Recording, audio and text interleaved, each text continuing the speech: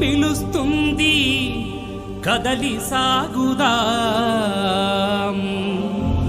పిడికిలెత్తి మన ఐక్యత చాటి చెప్పుదాం.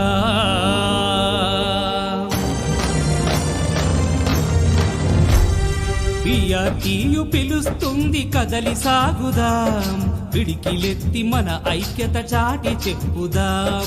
పిఆర్టీయు పిలుస్తుంది కదలి సాగుదాం, పిడికిలెత్తి మన ఐక్యత చాటి చెప్పుదాం.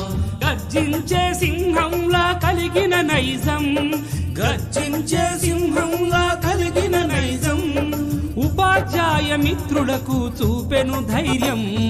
పిఆర్టీయు పిలుస్తుంది కదలి సాగుదాం, పిడికిలెత్తి మన ఐక్యత చాటి చెప్పుదాం.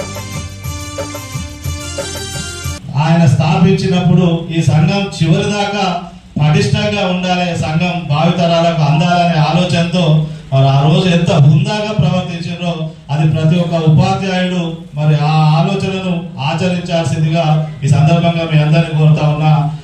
రాష్ట్రంలో ఇంత పెద్ద భవనం ఏ జిల్లాలో లేదు సార్. అలాంటి ఒక పెద్ద భవనాన్ని ఈ ప్రాంత ఉపాధ్యాయులు చేయూతనందించి మరి సుమారు 4 కోట్ల రూపాయలు వెచ్చించి ఇంత పెద్ద భవనాన్ని నిర్మించడం జరిగింది.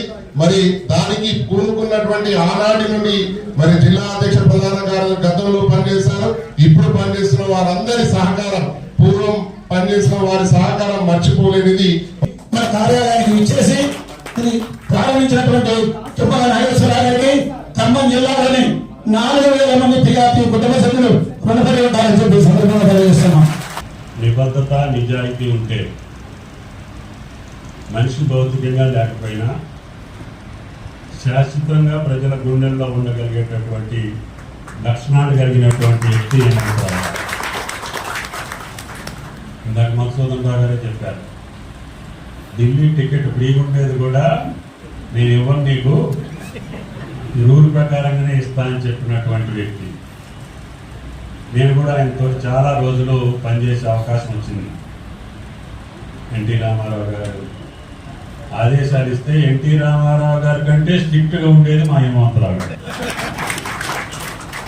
ఆయన పార్టీ అధ్యక్షుడిగా ఆదేశాలు ఇస్తే ఏమాత్రం కూడా డీవియేట్ లేకుండా జిల్లా పార్టీ అధ్యక్షుడిగా, అదేవిధంగా మార్కెట్ కమిటీ చైర్మన్గా ఆయన ఏ హోదాలో ఉన్నా ఈ సంఘ స్థాపకుల్లో ఆయన యొక్క కృషి, ఆయన యొక్క పట్టుదల, ఆయన నిబద్ధతే ఇన్ని రోజులు ఈ సంఘాన్ని ఇంత పెద్ద సంఘంగా రాష్ట్రంలో నిలపగలిగింది అంటే ఆ సంకల్ప బలమేనని చెప్పి ఈ సందర్భంగా మనం